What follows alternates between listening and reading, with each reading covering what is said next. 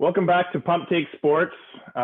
You've got Alex and Lucas here on the hockey segment. Today we're going to be talking about outdoor games and the business of the outdoor games and what the NHL has been doing to help grow the game and grow the spectacle that is the Winter Classic. And this year what they've been doing is called the NHL Outdoors at Lake Tahoe.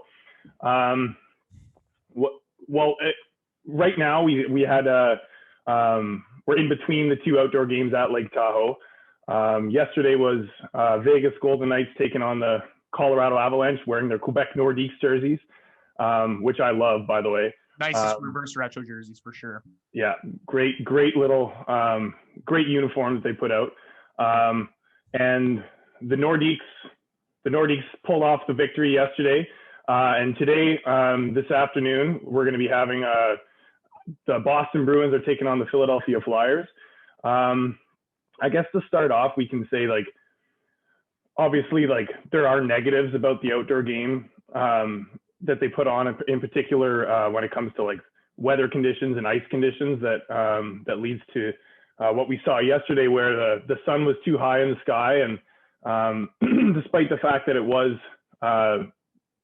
probably good enough conditions and a beautiful day for a little bit of outdoor hockey, the drawback was that the direct sunlight from the sun up in the sky at the point that it was in the time during the day resulted in the game having to be postponed until the night.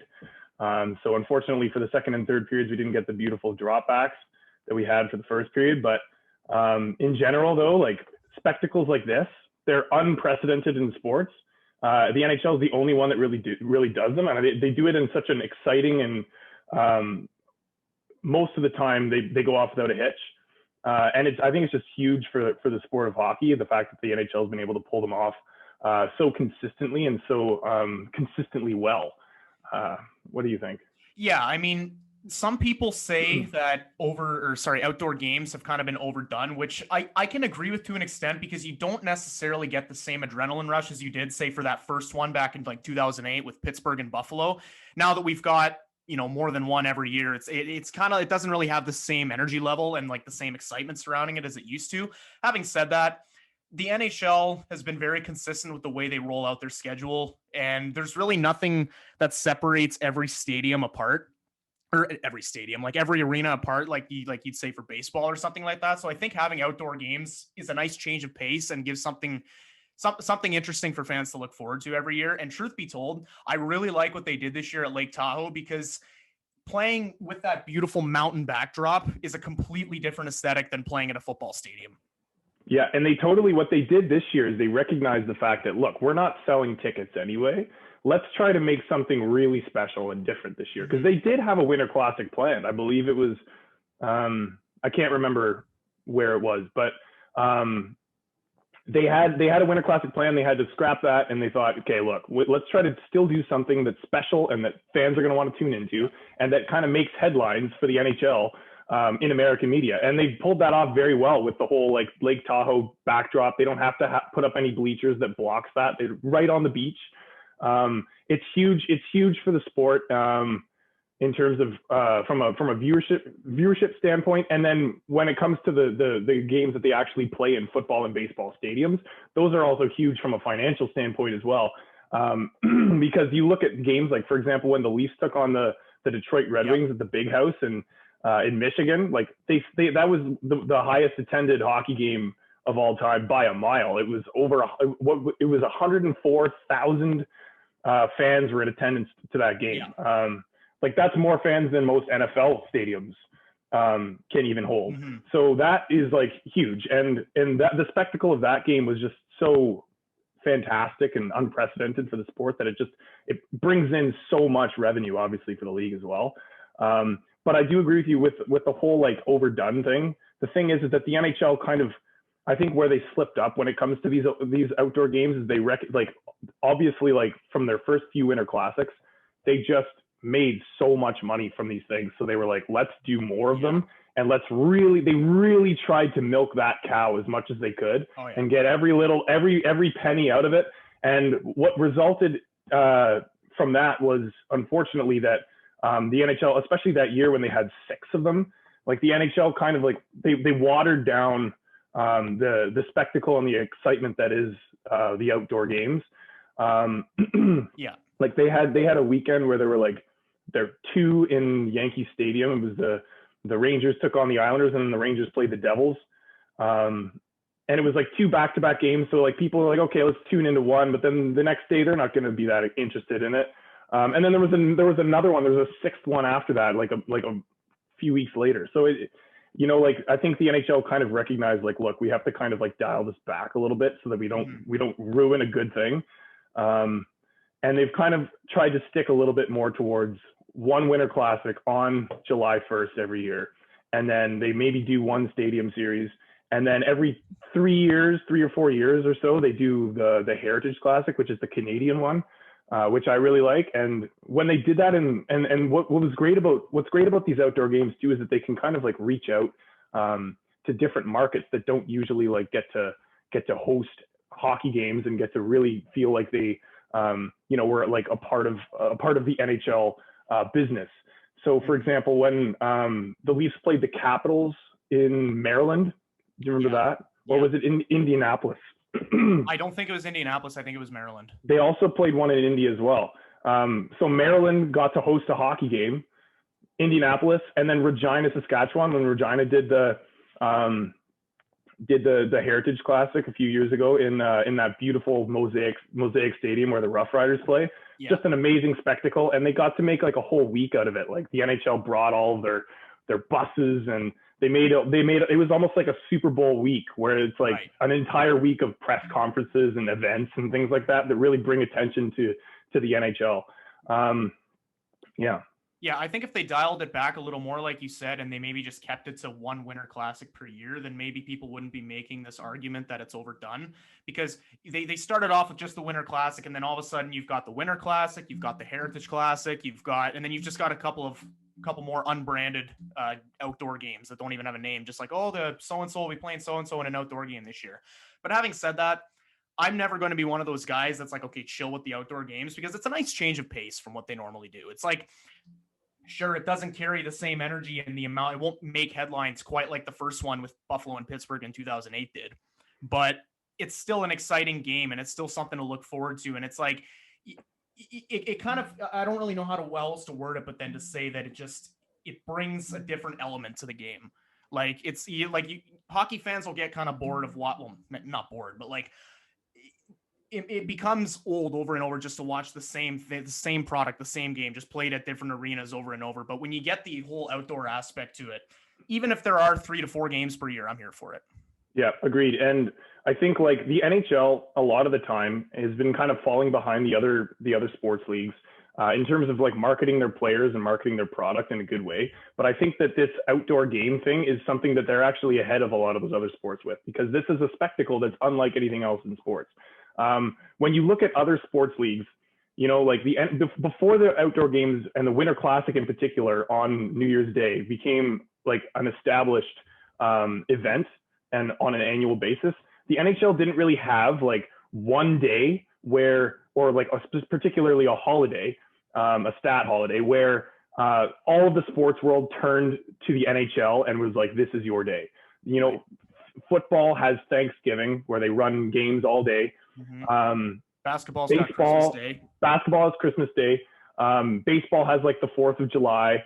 All those, you know, they've established that holiday, when people think of that holiday, they think of that sport, right? Yeah. So when Thanksgiving comes around, football fans across the world are hyped because they know that they get to watch football in a cool and special atmosphere, unlike most weeks on a week-to-week basis for football. Yeah. But what hockey's now done is that they've now established and kind of claimed New Year's Day as theirs, where every New Year's Day comes around and people will know, you know, you're a little hungover on New Year's Day. You wake up at like 1 or 2 o'clock in the afternoon rolls around, and you can flip on your TV and you know that there's going to be a really awesome like spectacle hockey game outside, in this huge stadium where there's like tens of thousands of people, more than you would normally see at a hockey game. So the NHL has really done well with that. And it's important for their brand that they kind of like were able to claim and kind of capture the specialness that is the outdoor games, because they were kind of falling behind in terms of marketing their product when in comparison to other sports, and you don't see that as much in Canada because hockey will always be first and foremost here, but in the States you could tell that like hockey was not even mentioned as being one of the big, sometimes wasn't even mentioned as being one of the big sports. They like a lot of people call it the big four sports leagues, but if you watch like ESPN or TNT, like hockey's often not even mentioned when comparing. Yeah, they're usually on the back burner compared to even college football and college basketball, right? Like people down there seem to care about their college sports more than the NHL, which I mean, hockey, like you said, is initially Canada's sport, so that's kind of to be expected. But I definitely think they could use the marketing boost. Also, I know that you're going to agree with me in saying this, but just seeing how perfectly that Lake Tahoe was executed, well, not perfectly in the sense that the game was postponed and delayed and had to resume 6 hours later, but just seeing how beautiful that was and how perfectly they executed that whole backdrop with the mountains and everything, I can say with confidence that I would sell my left nut to have a Flames and Oilers game on Lake Louise. Oh my gosh. I was thinking the same thing. I need to have that eventually. I swear to God, I'll go the Phil Kessel route if I can make it happen. And the NHL was heavily considering doing it on Lake Louise in Banff, which would have been absolutely awesome, because you always see like those amazing like images of people skating on that ice, between the mountains and like the crystal blue water. Oh, it's beautiful. And the NHL was very heavily considering doing this outdoor game in Banff instead of Lake Tahoe, but I think the Canadian government made that a little bit more of a challenge for them. Was that due to COVID? Is that why they made it a challenge, or was it just because of the logistics? I think it might have been a little bit of both, but it was mostly the logistics as well. But you have to consider like the big important people in the NHL would have had to attend the event, which meant that they would have had to come and cross the border and then like quarantine because of the Canadian COVID border rules, and it was too much of a challenge and too many things that made it not feasible to pull off this year. Too many obstacles. But I think here's what I would love to see going forward, is for them to keep around this particular style of outdoor game that they've done in Lake Tahoe. And I know that that's going to be a hard sell because they're not selling tickets to this game, which is the biggest draw for the NHL to pull these events off, is the fact that they get to sell like 4 or 5 times the number of tickets they would normally sell at a hockey game, because they're filling out massive football stadiums and baseball stadiums. But I think that this draw here will also like bring them revenue in other ways in terms of like just viewership. And also what I think they should do, and I think they should have done this as well for, do you remember when Ottawa hosted the game at the Red Blacks field? Yes, I do. And there was also like a strong push for them to host it on Parliament Hill. Yes, I do remember where the Canadian government was. And I thought that would have been really cool, but they ended up not doing it just because, well, logistics, and also because of the fact that they can sell way more tickets in the Red Black Stadium than they could sell with a couple of pop-up bleachers on Parliament Hill. But I think going forward, they should really strongly consider doing things like that, a smaller, more intimate venue. Yes, you're going to maybe only sell like a few thousand tickets because you have to put up these bleachers and it's not an established venue, but maybe just mark up those tickets, sell them for an extremely high price, make an event out of it, and then still capitalize on all of the other intangible revenues that come in from other ways, like just the social media presence and just the branding that you get from that special event, rather than just going from stadium to stadium. They should do a 3-part series in Ottawa. They should do 1 game at the Red Blacks field, 1 game on Parliament Hill, and 1 game on the Rideau Canal. Do you imagine? Agreed. Amazing. Take the NHL threes approach. Do a game on the Rideau Canal. Yeah, that would be awesome. I just think that the NHL has like an opportunity here to like really like, the old style. I wouldn't call it old style, but the traditional outdoor games that they've been running for the past 13 years or so. Yeah. So you got to do something to keep it fresh. Yeah, it's become a little bit stale in the way that they do those things. And part of that was because they overdid it that one year when they did 6 of them. Yeah. So they gotta keep it fresh and still keep the Winter Classic the way it is, and keep doing like the Heritage Classic in Canada as well. And then maybe every once in a while throw in an outdoor classic like we had in Lake Tahoe here, where you go somewhere really cool. You have an amazing like scenic backdrop. You're not just in a stadium, and you get to have that kind of like special atmosphere that they had this year in Lake Tahoe, because I think they absolutely struck gold here with Lake Tahoe. And it was unfortunate that the weather didn't go the way they wanted to. But I think today for the game between the Bruins and the Flyers, I have a sense that will probably go a little bit smoother because it's later in the day, so the sun won't be as beating down so hard on the ice. And you have to imagine they'll be a little more better prepared for it as well. Yeah, exactly. Like not that there was really anything they could do about the fucking sun. Like you can't change nature, but at the same time, like they probably weren't expecting the game to be delayed like that. So you'd have to assume they came up with some sort of measures to keep to avoid a situation like that.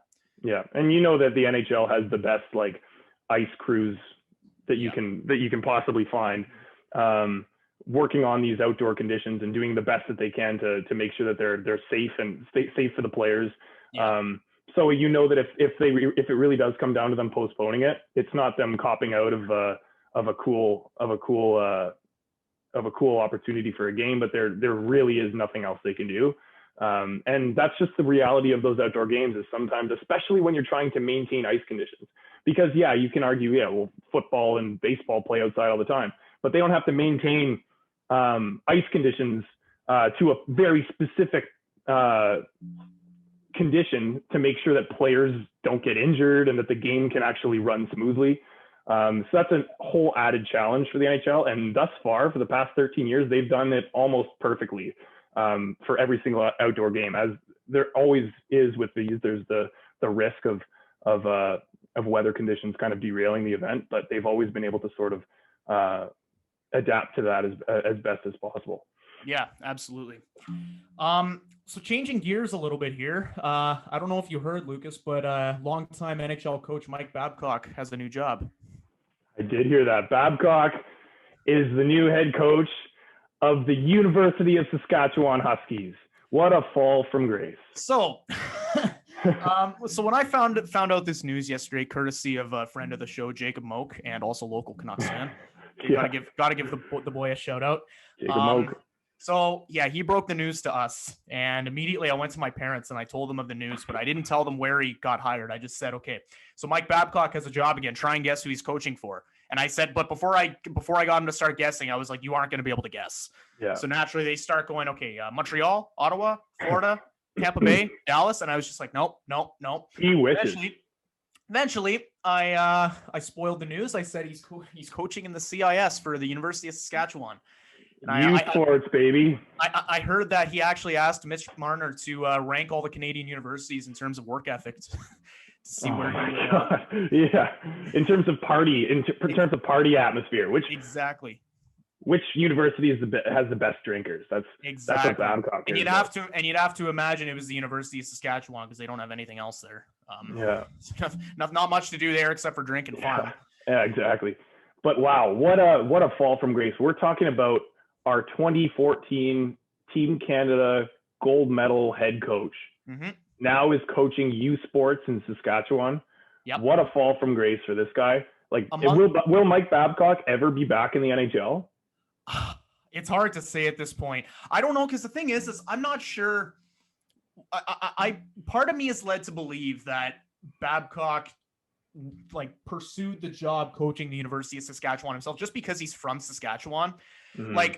I understand that all that shit breaking about the way he treated players and kind of mentally abused them a little bit, and what he did with Mitch Marner, and then that whole Johan Franzen story broke as well. Yeah. So I can't imagine any of those stories helped his case, but I feel like it would kind of be one of those situations where you just got to let the fire put itself out.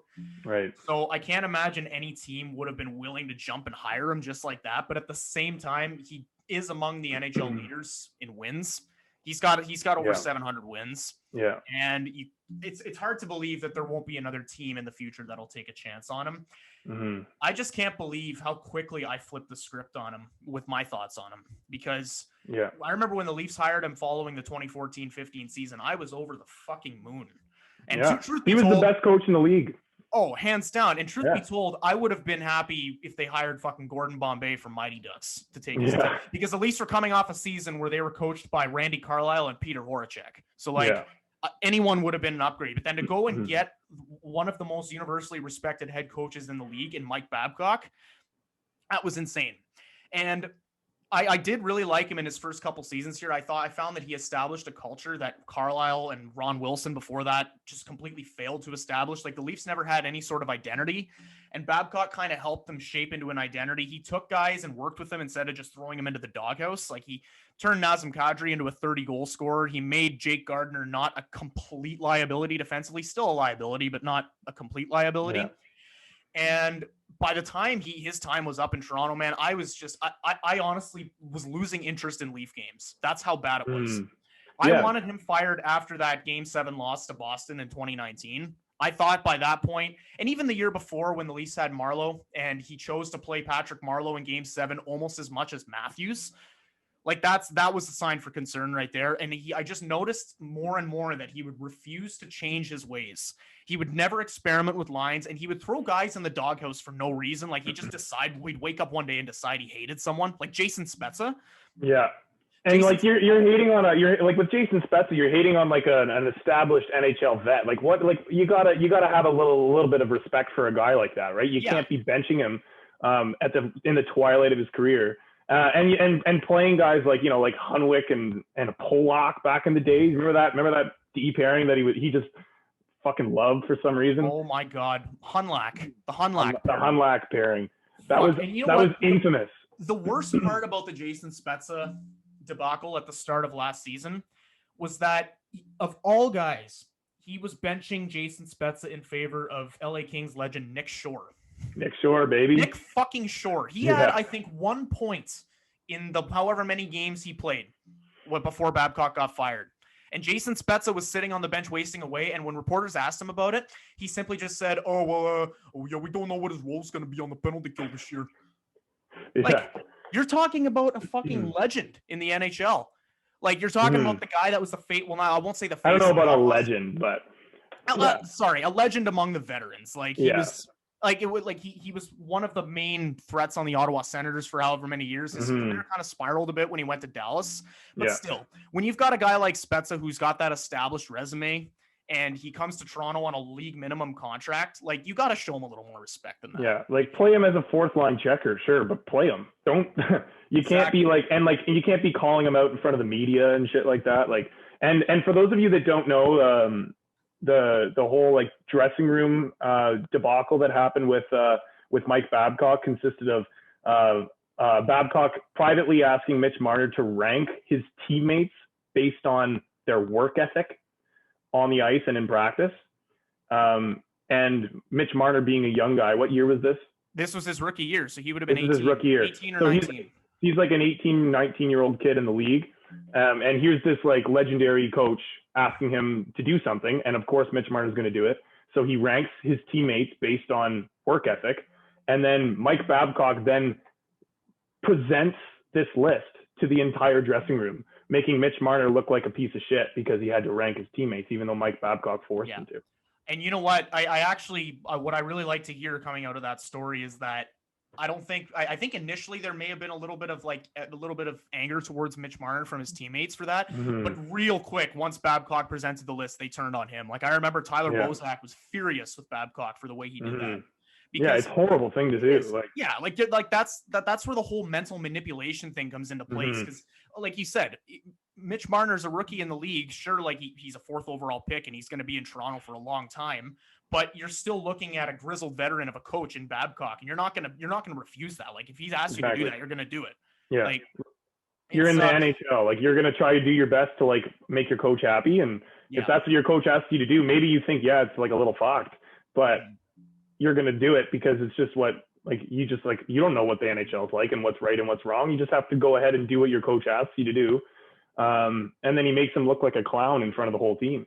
Yeah. Horrible thing to do. So I'm glad that Mike Babcock is out in the boonies of the prairies coaching university hockey, because hopefully then he'll be able to give his head a little bit of a shake, and maybe he'll figure out that what he was doing before in the NHL was wrong, and he can kind of like reestablish and kind of like reshape the way he coaches hockey. Yeah. And hopefully then when the time comes around that he does come back to the league, because I think he will, I think there will be a team that doesn't really give a fuck about his history. Maybe like, a team that a team without very many ethics, such as the Arizona Coyotes potentially. The Arizona Coyotes, yeah. I can totally see the Coyotes hiring Babcock and not giving a fuck about what he's like as a person.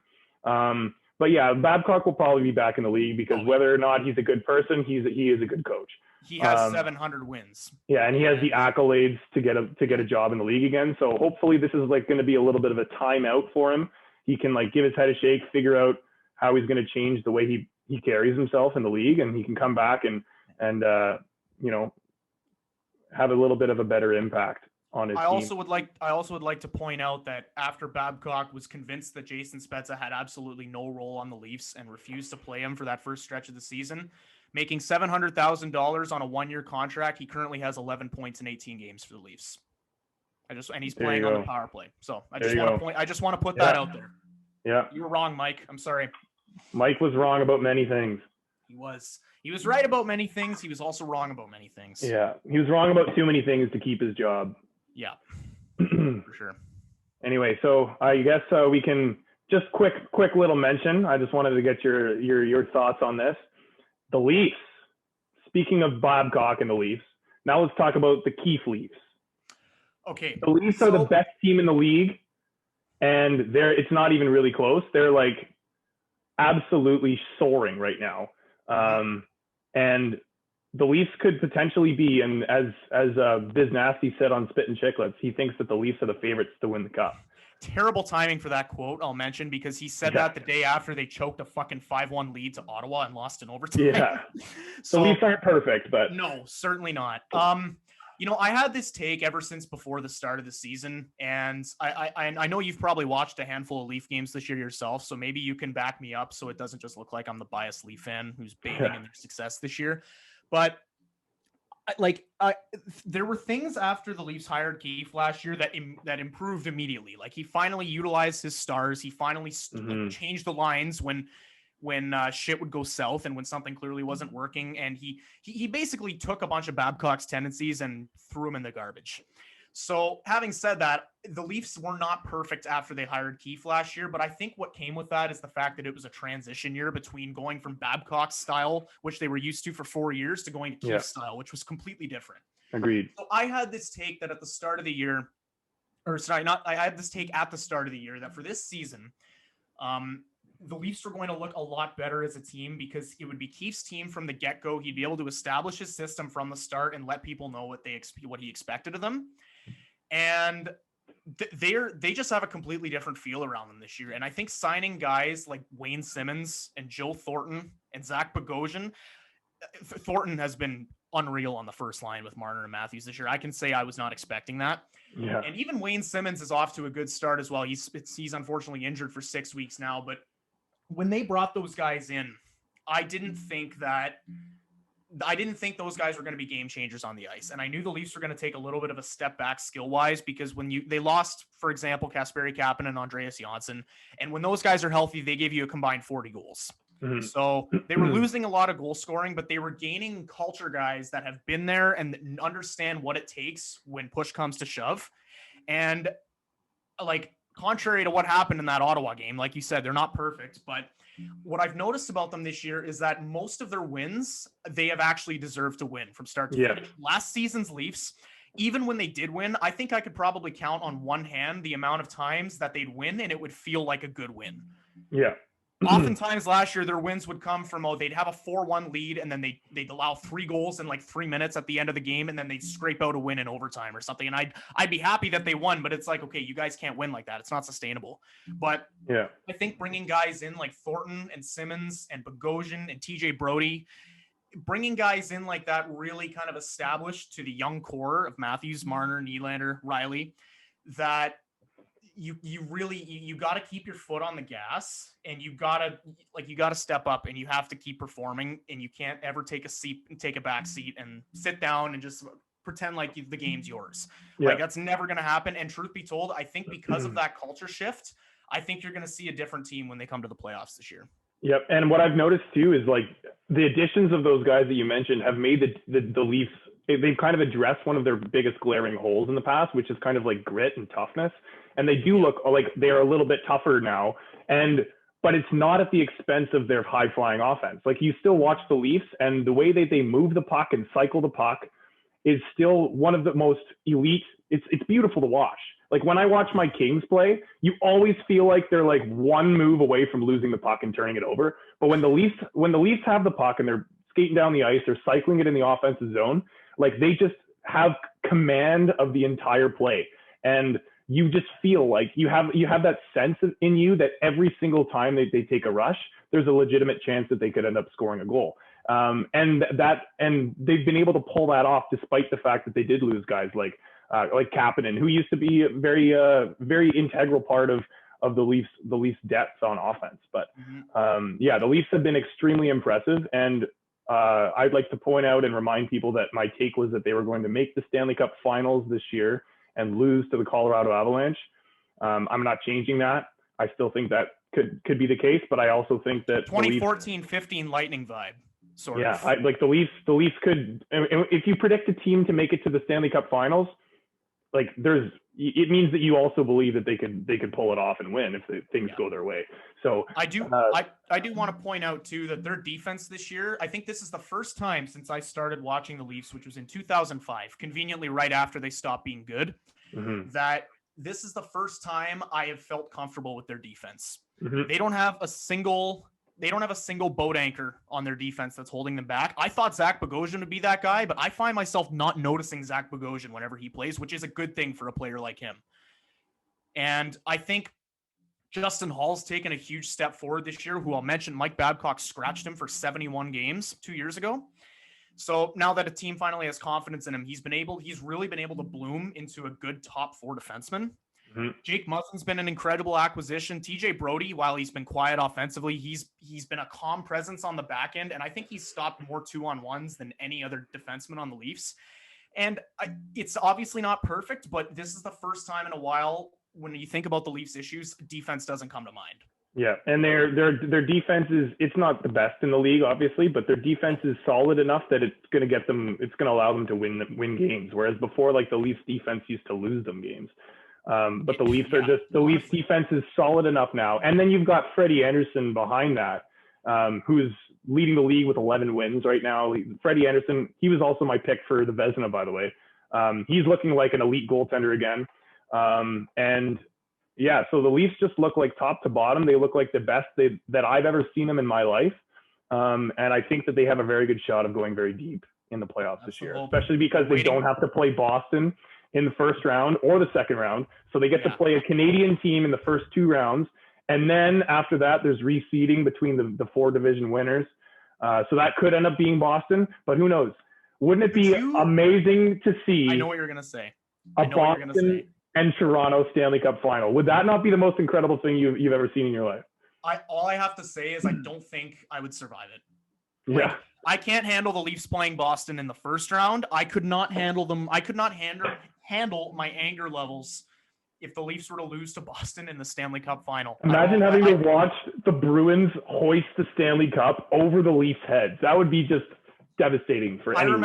I remember the Leafs lost a crucial game back in 2013, and I'm sure you remember this story too. When I was so pissed off when they lost the game that I went to turn it off, and I pushed the power button so hard that I broke it. Yeah. So if the Leafs were to if the Bruins were to hoist the Stanley Cup at the expense of the Leafs this year, I'd probably take it a step forward and just smash the TV in general. Yeah. Not even gonna deny that. My emotions would get the better of me, and part of me hopes that Stanley Cup final happens, but part of me I don't want the Leafs ever facing the Bruins in the playoffs again. Let's hope that we get a Leafs and Habs first round. Oh, wouldn't that be awesome? And then maybe a Leafs and Bruins Stanley Cup final. That would be like a perfect narrative playoff. for the NHL. But anyway, so I think we'll wrap it up here. Thanks everyone for tuning in, and we'll see you next week. For sure.